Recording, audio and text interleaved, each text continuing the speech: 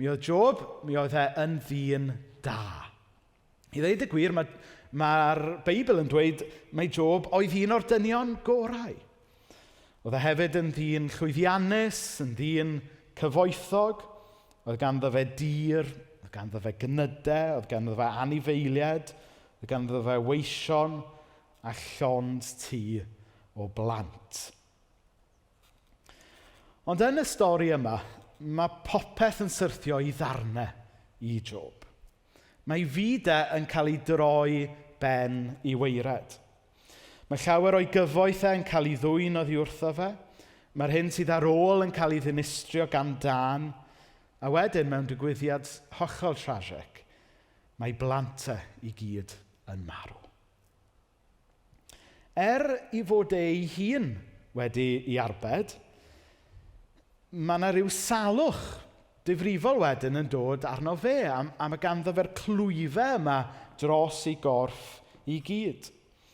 A wedyn, da ni'n ffeindio fe yn yr hanes ochr arall i'r storm ofnadwy yma, yn eistedd yn galaru, gyda llwch ar ei dalcen. A mae'r hanes yn dweud bod e wedyn wedi ffeindio rhyw fath o lester, rhyw ddarn o ceramic neu rhywbeth, a bod e'n defnyddio hwnna i grafu i glwyfau mwyn cael rhywfaint o ryddhad, a hefyd siŵr o fod jyst teimlo rhywbeth, achos mae'n siŵr bod yr holl brofiad yma wedi adael yn hollol nym. A wedyn mae wraig yn troi ato fe. Ddim lot o anogaeth fan hyn. Ti'n dal mor ffyddlon ag erioed, wyt ti? Melltithiad yw mwyn i ti gael marw. Wedyn, mae ffrindiau fe'n dod draw. Nhw'n eistedd gyda fe ac yn trafod beth sydd wedi digwydd. Mae ganddyn nhw i gyd i barn. Mae ganddyn nhw i gyd i barn wahanol ynglyn â pam bod Job yn dioddef fel hyn. Nhw i gyd yn cymryd i tro i gyflwyno, i theori nhw ynglyn â pam fod Job wedi gorfod wynebu hyn. A dyna sut ydyn ni'n reddfol, ynde? Da ni isio dod fyny a esboniad a theories ac atebion hawdd a slick i bob dim. Os ydych chi fel fi, ydych chi methu copio gyda awkward silences, ydych chi wedyn yn deud rhywbeth hyd yn oed os yw yn unhelpful. Dyna sut ydyn ni. Dyna sut ydyn ni yn reddfol. Da ni isio esboniadau ac atebion i holl broblemau ni. Da ni isio gwybod pam. Da ni isio gwybod pam fod pethau drwg yn digwydd i bobl da. Da ni isio gwybod pam fod rhaid i'r dyn niwed, pam bod rhaid i'r plant, pam bod rhaid i'r gwan a'r oedrannus ddioddef. Falle o feddwl ynglyn â'r COP26 yma, da ni eisiau gwybod pam bod rhaid i'r mwyaf gwan a'r mwyaf tlawd yn y byd ddioddef sgil effaith newid hinsawdd mwy na ni sydd efo'r pres a'r dechnoleg i warchod yn hunain. I just ffawd ydy hyn, I just look wael sy'n taro rhai pobl. Oes yna rhyw fath o farn neu cosb dwyfol yn mynd mlaen fan hyn? Ydyn ni yn rhyw ddarnau chess mewn rhyw gêm ddwyfol rhwng y diwiau? Rhyw theories fel hyn, mae ffrindiau Job yn dod lan efo nhw. Mae ffrindiau Job yn rhoi i esboniadau a'i haptebion. A fel byddwch chi'n disgwyl, mae ffrindiau Job yn ansensitif. Yn aml, maen nhw'n greulon. Falle yn anfwriadol, falle bod nhw'n bwriadu'r gorau. Ond gweithio hynny, maen nhw dal yn ansensitif ac yn greulon. A dyma gyda llaw lle mae'r ymadrodd Cymraeg cysurwyr Job yn dod. Chwbod pan chi'n cael rhywun yn dod a wneud i chi actually teimlo'n waith nag oeddech chi'n teimlo cynt. A yn Gymraeg, da ni'n galw hynna'n cysurwyr Job. A mae hwnna'n dod o'r hanes yma. A da ni gyd weithiau wedi profi cysurwyr Job. Ac os da ni'n onest, da ni gyd rhywbryd falle wedi bod yn gysurwyr Job. Wedi dweud rhywbeth pan fydde jyst gwrando wedi bod yn fwy defnyddiol. Wedyn, ar ôl i Job ddweud ei ddweud a roi cyfle i'r so-called ffrindiau yma ymateb i'r sgwrs, mae'r sgwrs yn mynd yn dawel. A dyna pryd mae Duw yn siarad. A mae gan Dduw rai cwestiynau i Job. Pwy ydy hwn sy'n amau fy nghynllun i ac yn siarad heb ddeall dim? Torcha dy lewis fel dyn. Fi fydd yn gofyn y cwestiynau ac ei di ateb. Ble oedd e ti pan osodais i sylfaenu'r ddaear? Ateb fi os wyt ti'n gwybod y cwbl. Pwy benderfynodd beth fydda ei maint? Ti siŵr o fod yn gwybod? Pwy wnaeth ddefnyddio llinyn i'w mesur? Ar beth y gosodwyd ei sylfaenu? Pwy osododd ei chongolfaen? Ble roedd e ti pan oedd y ser y bore yn canu gyda'i gilydd a holl angylion Duw yn gweiddi'n llawen? Ac os ewch chi at lyfr Job ar ôl mynd adre, newch chi weld bod tudalennau ar dudalennau o gwestiynau fel hyn gan Dduw i Job. A mae Job yn dod i'r fan le mae yn sylwi yn pennod 40 adnod 45. Mae'n wir. Dwi neb. Beth alla i ddweud? Dwi mynd i gadw'n dawel. Dwi wedi siarad gormod ac alla i ddim ateb eto. Dwi am ddweud dim mwy. Mae Job yn dod i'r fan fan hyn, le mae e'n derbyn weithiau bod na ddim atebion hawdd, bod yna ddim wastad atebion slick. A weithiau y peth mwyaf gonest i wneud ydy just ymdawelu ym mhresenoldeb Duw. Nawr, ar yr wyneb, falle bod stori Job yn stori anfoddhaol, unsatisfactory. Mae gan Job a'i ffrindiau gwestiynau, ond mae Duw yn ateb nhw efo mwy o gwestiynau. Achos weithiau, does dim atebion ag esboniadau taclus, rhesymegol a gwyddonol i gael i bopeth. Da ni'n reddfol isio atebion ac isio esboniadau twt. Da ni isio gwybod pam bod ni'n dioddef, pwy all esbonio hyn. Ond weithiau, yr unig ymateb onest, yr unig ymateb iach,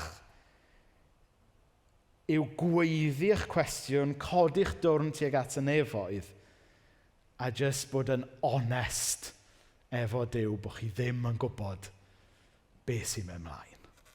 A mae e'n iawn i ddadlau efo Duw. Mae e'n iawn i ymaflyd codwm efo Duw. Mae yna hanesion yn y Beibl ynglyn â pobl yn reslo gyda Duw yn llythrenol. Mae'r salmydd yn aml yn reslo gyda Duw pan mae'n mynd trwy bethau anodd. Mae'n bosib mae'r wers fwyaf mae Job yn dysgu ni yw fod gwir ddoethineb ddim wastad ynglyn â cynnig atebion, ond bod e fwy i wneud â gwybod pryd i siarad, ond hefyd pryd i fod yn dawel a gwrando yn y tywelwch ar Dduw. Da ni weithiau'n gwrando gormod ar y byd, yn dydyn. Da ni weithiau'n gwrando gormod ar ein calon ni yn hunain pan mae'n calon wedi torri a gadlu hwnna diffeinio le i ni. Da ni yn sicr yn gwrando gormod ar gysurwyr Job, pobl sy'n dod fyny efo rhyw atebion slick, sy'n weithiau'n help, ond mae dim ond yn help yn y tymor byr, neu weithiau actually'n damaging. Lle da ni actually angen gwrando a bodoli ym mhresenoldeb Duw. Dyma yw'r math o ddoethineb sydd yn para. Dyma yw'r math o ddoethineb sy'n dyfalbarhau, yn cynnal ac yn constant i ni drwy'r dyddiau anodd yn ogystal â'r dyddiau da. doethineb yn llyfr Job yw gwybod pryd i siarad, ond yn fwyaf pwysig, gwybod pryd i gadw yn dawel. Ond mae yna obaith. Mae stori Job yn gorffen gyda dechrau newydd. Nid dechrau canol a diwedd sydd i stori Job, ond fel yr Efengyl Gristnogol yn gyffredinol, mae'n stori efo dechrau canol a dechrau. Mae Job yn dweud wrth Duw yn y bennod olaf, 42 adnod 3, ti'n iawn, dwi wedi siarad am bethau doeddwn i ddim yn ei deall, pethau oedd tu hwnt i mi, pethau na allwn ni moi dirnad a'n nhw. Felly be mae Job yn neud? Mae wedi dod i'r fan le mae'n cydnabod bod ganddo fe ddim ar atebion, bod ganddo fe ddim o'r gallu i sortio'r broblemau allan. Hynny yw, mae e yn dod i weld bod e angen ateb a roed i ffydd mewn rhywbeth tu hwnt iddo fe ei hun. Yn byd pobl sy'n stryglo gyda dibyniaeth ac yn y blaen, maen nhw'n galw hyn yn let go, let God, yn dydyn, dod i'r fan yma. A da ni gyd i ryw raddau angen dod i'r fan yna, yn dydyn, o ddweud efo Job, ti'n iawn. Dwi wedi siarad am bethau doeddwn i ddim yn ei deall, pethau oedd tu hwnt i mi, pethau allwn ni moi dirnad. A wedyn, nes ymlaen yn adnod 42, da ni'n gweld fod Duw wedyn yn restorio Job. Ar ôl i Job weddio dros ei ffrindiau, mae'n gweddio dros y ffrindiau sydd wedi wneud niwed iddo fe. Mae hwnna'n hyfryd, yn dydi? Dyma'r arglwydd yn rhoi yn ôl iddo y cwbl oedd wedi golli. Yn wir, rhoddodd yr arglwydd iddo ddwywaith cymaint ag o'r blaen. Felly roedd Job yn hen ŵr mewn oedran mawr pan fuodd e farw. Fe fuodd Job farw, ond nid cyn iddo fe gael blas a profiad o'r Duw oedd yn y busnes o roed popeth yn iawn. Nath e ddim marw cyn profi a cael perthynas efo'r Duw oedd yn adfer a'r Duw oedd yn atgyfodi. Nawr yn yr hen amser pan sgwennwyd stori Job, oedd pobl yn trio gwneud synwyr o'r cwestiynau mawr yma. Oedd pobl yn trio dadle efo Duw. A dyma oedd y dyddiau gynt mae'r llythyr at yr Hebraid yn sôn amdano. Y dyddiau pan oedd Duw yn siarad mewn llawer dull a llawer modd. Ond pwy oedd yn sibrwd ei enw yn dawel yn y cefndir trwy stori Job? Pwy oedd y Duw oedd yn gweithio yn y dirgel? Pwy oedd y Duw oedd yn rhoi cysur i Job? Pwy oedd yn tynnu'r cosmos tuag at ddyfodol mwy gobeithiol, fydde heb ddagre, bydde heb boen a bydde heb farwolaeth? Wel, y Duw yna i ni yn gwybod amdano heddiw fel Iesu Grist. Yn y dyddiau olaf hyn, llefarodd wrthyn ni mewn mab. Yr un Duw gan rifoedd, falle miloedd o flynyddoedd ar ôl stori Job, sydd wedi dangos ei hun i ni yn Iesu Grist. Iesu Grist sydd wastad wedi bod, ond oedd falle yn y cysgodion yn stori Job, sydd nawr yn glir i ni yng Nghrist.